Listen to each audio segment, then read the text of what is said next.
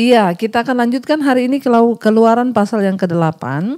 Kemarin kita sudah selesai dengan Keluaran pasal yang ke-7, bagaimana tulah yang pertama Tuhan sudah datangkan atas Mesir. Tiba-tiba air di sungai Nil menjadi darah. Sungai Nil adalah satu sungai yang benar-benar tempat hidup masyarakat di Mesir, karena itu adalah sumber air mereka. Ya, dan di sepanjang tepi sungai Nil itu para penduduk tinggal, saudara. Di situ rumah-rumah mereka. Aliran sepanjang 300 mil itu benar-benar merupakan sumber kehidupan mereka. Tiba-tiba airnya berubah menjadi darah. Bukan yang hanya di sungai Nil, yang ada di gentong-gentong, yang ada di ember, yang ada di batu, yang ada dimanapun, air yang ada di Mesir berubah menjadi darah. Ya, dan sehingga mereka pasti kesulitan minum. Tetapi apakah Fir'aun melepaskan mereka? Tidak. Sekarang kita lanjut ayat yang ke-8, tulah kedua yaitu katak. Ayat yang pasal yang 8 ayat yang pertama. Berfirmanlah Tuhan kepada Musa, pergilah menghadap Fir'aun dan katakan kepadanya, beginilah firman Tuhan. Biarkanlah umatku pergi supaya mereka beribadah kepadaku. Ya. Dikatakan, jika engkau menolak membiarkannya pergi, maka aku akan menulahi seluruh daerahmu dengan katak. 3 katak-katak akan mengeriap dalam sungai Nil, lalu naik dan masuk ke dalam istanamu dan kamar tidurmu. Ya, sampai ke dalam tempat tidurmu, ke dalam rumah pegawai-pegawaimu dan rakyatmu, bahkan ke dalam pembakaran rotimu, serta ke dalam tempat adonanmu. 4 katak-katak itu akan naik memanjati engkau, memanjati rakyatmu dan segala pegawaimu. Tuhan menyuruh untuk Musa menyatakan lagi firman-Nya kepada Fir'aun. Bahwa kalau dia masih mengeraskan hati, maka Tuhan akan mengirimkan tulah katak. Musa memprediksi bahwa setiap rumah di Mesir akan dipenuhi dengan katak, saudara. Jadi orang di Mesir itu kalau yang rakyatnya miskin, itu mereka tinggal di rumah-rumah kecil yang dibuat dari batu bata, dari lumpur, dan dengan 1 atau 2 ruangan beratap. Ya, mereka memakai batang pohon palem atapnya. Ya, namun orang-orang yang kaya di Mesir, ya, mereka itu tinggal di rumah yang terdiri dari 1 atau 2 lantai, bahkan ada yang 3 lantai. Dan rumah-rumah mereka dikelilingi oleh taman-taman dengan pemandangan alam dan ditutup oleh dinding yang tinggi bagi orang-orang kayanya. Sementara para hamba itu tinggal dan bekerja di lantai pertama, ya, dan keluarga menempati lantai atas, lantai 2 atau 3. Jadi bila katak-katak itu masuk ke dalam ruangan tidur pekerjaan, berarti hewan-hewan tersebut bahkan telah masuk sampai ke lantai atas. Jadi tidak ada tempat di Mesir yang akan aman. Bahkan Tuhan bilang tadi sampai ke tempat pemanas roti, ke tempat adonanmu ada katak semua. Bayangkan, sangat mengerikan, saudara, ya. Katak, tiba-tiba satu kota penuh dengan katak. Kita satu katak aja geli, apalagi ini seluruh kota. Sampai ke tempat tidur, tempat masak, tempat adonan. Ayat 5, berfirmanlah Tuhan kepada Musa, katakanlah kepada Harun, ulurkanlah tanganmu dengan tongkat ke atas sungai, ke atas selokan dan ke atas kolam, dan buatlah katak-katak bermunculan meliputi tanah Mesir. Ayat 6, lalu Harun mengelurkan tangannya ke atas segala air di Mesir, maka bermunculanlah katak-katak lalu menutupi tanah Mesir. Ayat yang ke-7, tetapi para ahli itu pun membuat yang demikian dengan ilmu-ilmu mantra mereka, sehingga mereka membuat katak bermunculan meliputi tanah Mesir.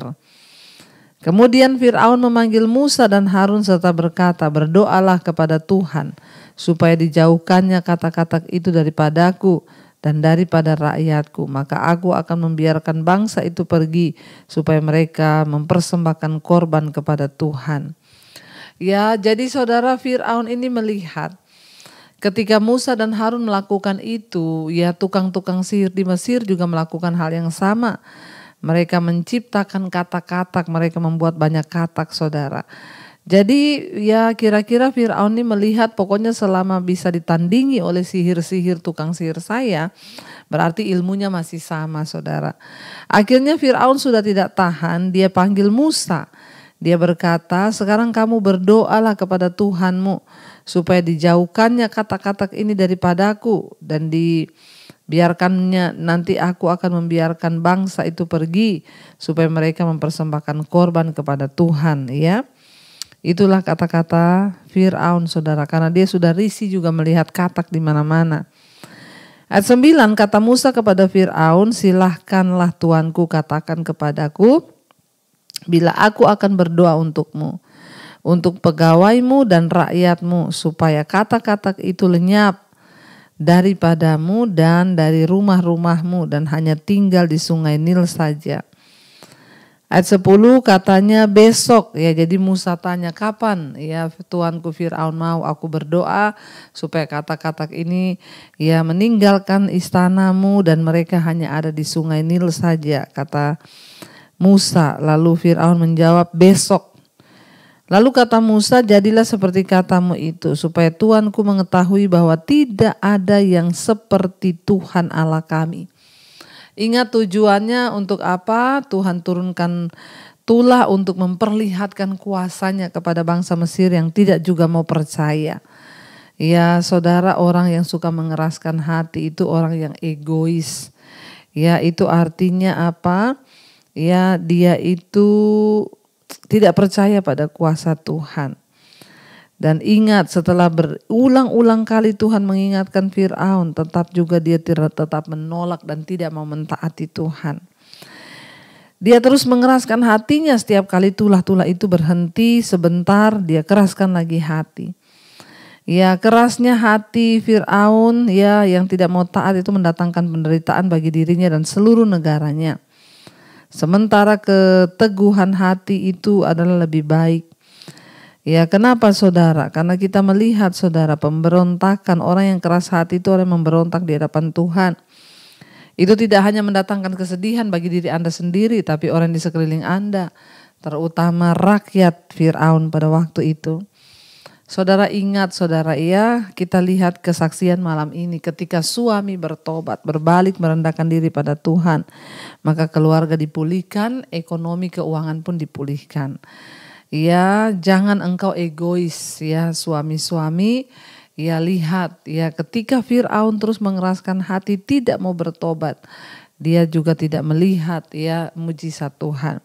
Bukan hanya suami, para istri pun jangan sampai keraskan hati tidak mau bertobat. Kita semua disuruh Tuhan, diharuskan untuk bertobat agar hidup kita semakin baik, agar Tuhan memulihkan keadaan kita, ya. Lalu Musa berkata kepada Fir'aun, baik kalau gitu besok aku akan berdoa. Ya, jadilah seperti katamu itu supaya Tuanku mengetahui bahwa tidak ada seperti Tuhan Allah kami. Ayat 11, maka kata-kata itu akan dijauhkan daripadamu, dari rumah-rumahmu, dari pegawai-pegawaimu dan dari rakyatmu, dan hanya akan tinggal di sungai Nil. Ayat 12, lalu Musa dan Harun keluar meninggalkan Fir'aun dan Musa berseru kepada Tuhan karena kata-kata yang didatangkannya kepada Fir'aun. 13, dan Tuhan melakukan seperti yang dikatakan Musa sehingga kata-kata itu mati lenyap dari rumah, dari halaman dan dari ladang. Dikumpulkannya lah orang untuk membuang bangkai-bangkainya yang bertumpuk-tumpuk sehingga tanah itu berbau busuk. Tetapi ketika Fir'aun melihat bahwa telah terasa kelegaan, ia telah berkeras hati. Ia tetap berkeras hati dan tidak mau mendengarkan mereka keduanya. Ya, seperti yang telah difirmankan Tuhan. Jadi ketika Fir'aun melihat semua sudah baik, ya sudah terjadi lagi, dia kembali mengeraskan hati, dia tidak mau menepati saudara janjinya kepada Musa dan Harun dan kepada semua yang apa yang sudah dia katakan. Waktu Musa berdoa, kata-kata itu mati sehingga seluruh kota berbau busuk, berbau bangkai. Ya, tetapi lihat apakah Fir'aun menepati janjinya? Ternyata tidak. Ya, kenapa? Karena Fir'aun ini egois, ya, keras hati. Ketika kita ini terus menentang firman Tuhan, ketika kita ini terus tidak melakukan firman, itu sama dengan kita hidup dalam keegoisan di hadapan Tuhan. Jangan keraskan hatimu, jangan menentang Tuhan. Kalau Tuhan berkata A, lakukan A. Tuhan berkata B, lakukan B. Ya, Fir'aun menentang terus Allah, saudara. Hanya orang-orang yang tidak mengenal Allah yang akan menentang Allah. Kita semua sudah mengenal Allah, jadi jangan menjadi orang yang menentang Tuhan. Kita lihat sekarang ya pasal yang ke-8 ya, Keluaran 8 ayat 20. Di sana tulah keempat. Ya, tulah keempat adalah lalat pikat. Ayat 20, berfirmanlah Tuhan kepada Musa, ya. Bangunlah pagi-pagi, berdirilah, nantikanlah Fir'aun. Pada waktu biasanya ia keluar ke sungai, ya, dan katakanlah kepadanya, beginilah firman Tuhan. Biarkanlah umatku pergi supaya mereka beribadah kepadaku.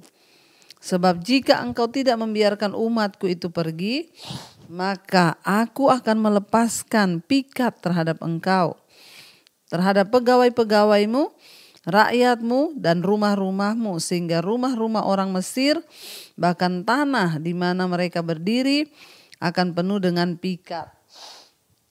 Tetapi pada hari itu aku akan mengecualikan tanah Goshen, di mana umatku tinggal, sehingga di sana tidak ada tempat terdapat pikat. Ya, supaya engkau mengetahui bahwa aku Tuhan ada di negeri ini. Saudara, Tuhan menyuruh lagi kepada Musa ya untuk menemui ya Fir'aun. Tuhan berkata besok ya ketika di hari atau di jam Fir'aun harus pergi ke sungai, engkau temui dia. Katakan kepada dia bahwa aku akan mengirim tulah berikutnya yaitu lalat pikat. Kecuali di tanah Goshen, ya. Kenapa? Karena di situ adalah tempat tinggal umatku, ya. Supaya engkau itu melihat bahwa aku adalah Tuhan dan aku diam di negeri ini. Ya, ayat 23 tadi dikatakan sebab aku akan mengadakan perbedaan antara umatku dan bangsamu. Dan besok tanda mujizat ini akan terjadi. Ya, dan kita melihat saudara, apakah Fir'aun juga akan percaya? Jadi ya kekerasan hatinya itu sudah terlalu. Ya, ketika akhirnya ya Tuhan harus mengizinkan tulah demi tulah, tetap dia tidak mengizinkan bangsa itu keluar. Ayat 24 dikatakan Tuhan berbuat demikian, ya.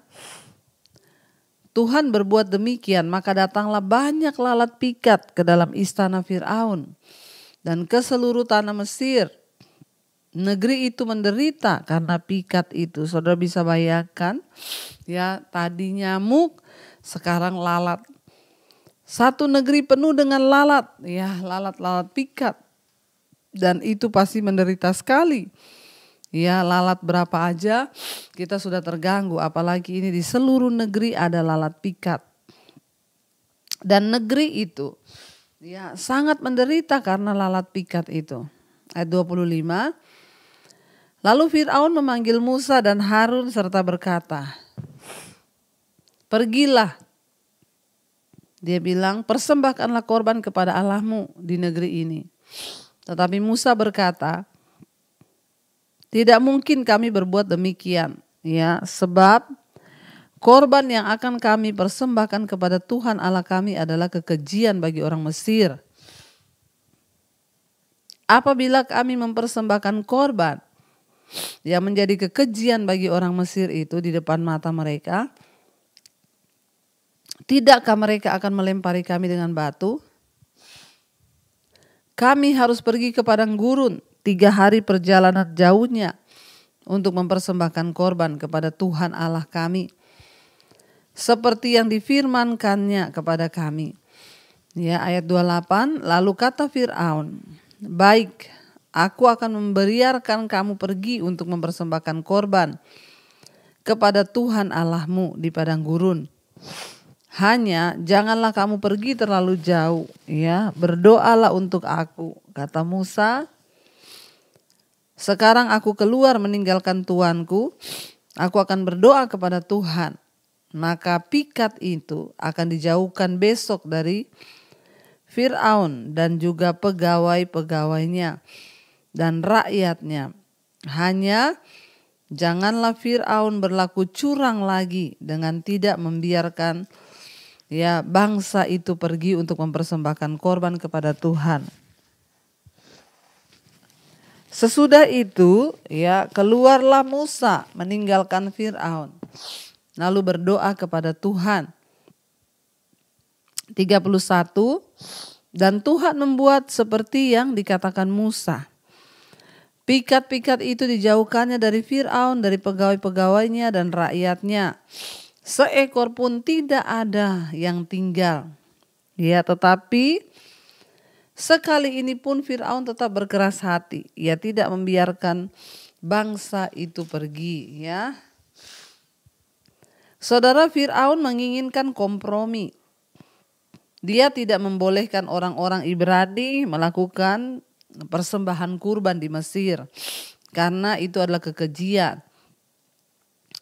Kalau mereka mempersembahkan kurban di tanah Mesir, maka mereka akan dilempari dengan batu atau akan dihukum. Tetapi dia berkata, hanya kalau mereka mau melakukannya di daerah yang dekat. Akan tetapi perintah Allah tegas, orang Ibrani harus meninggalkan Mesir. Tadinya dia berkata, Ya sudah, persembahkan aja korbanmu di sini, di tanah Mesir. Lalu suruh lalat-lalat ini pergi dari sini.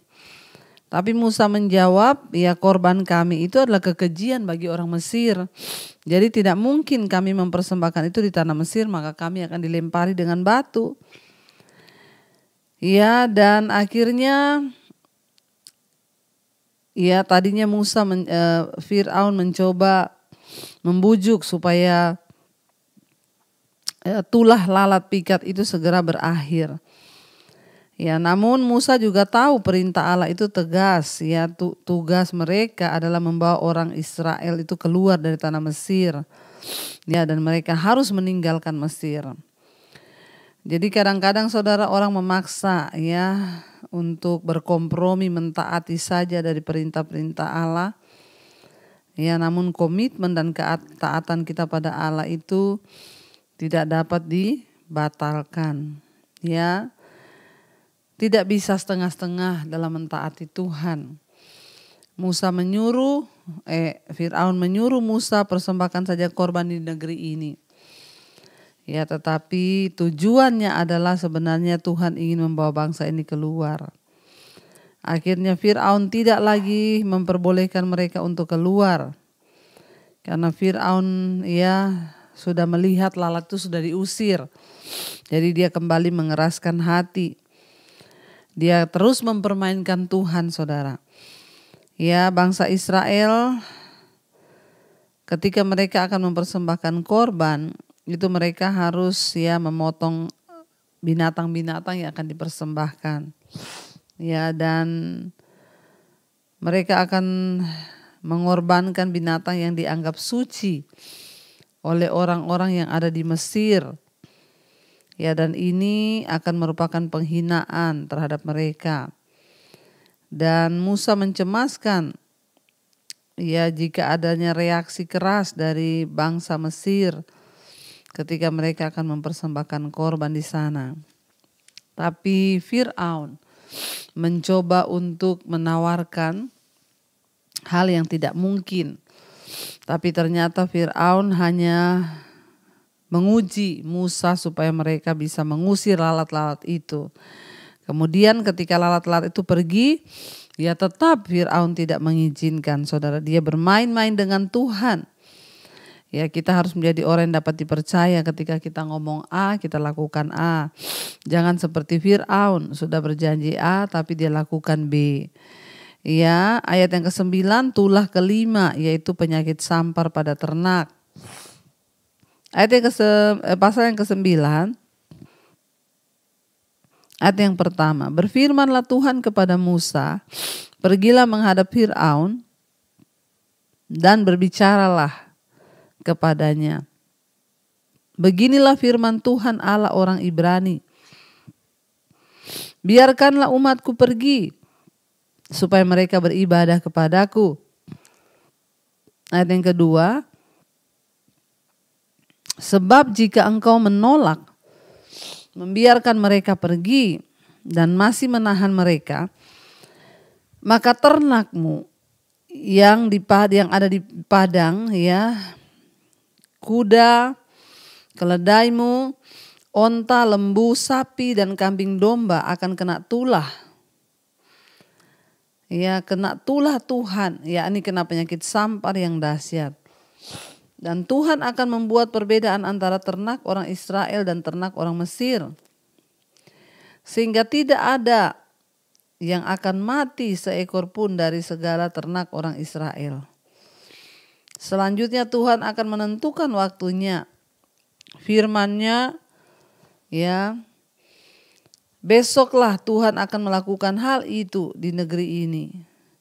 Dan Tuhan melakukan hal itu keesokan harinya. Segala ternak orang Mesir itu mati, tetapi ternak orang Israel, ya, tidak ada seekor pun yang mati. Lalu Fir'aun menyuruh orang ke sana dan sesungguhnya dari ternak orang Israel tidak ada seekor pun yang mati. Ya, tetapi Fir'aun tetap berkeras hati dan tidak mau membiarkan bangsa itu pergi. Lihat saudara, ya, ini adalah kelima kali Allah mengutus Musa dan Harun untuk pergi menemui Fir'aun, menyatakan agar bangsa ini diperbolehkan keluar. Menyatakan sebuah permintaan untuk biarkanlah umatku pergi dan mereka dapat beribadah kepada Allah yang hidup. Tapi kali ini Musa, ya, mungkin sudah putus asa, namun ia tetap harus taat. Ya, kita melihat di sini berat saudara menjadi Musa.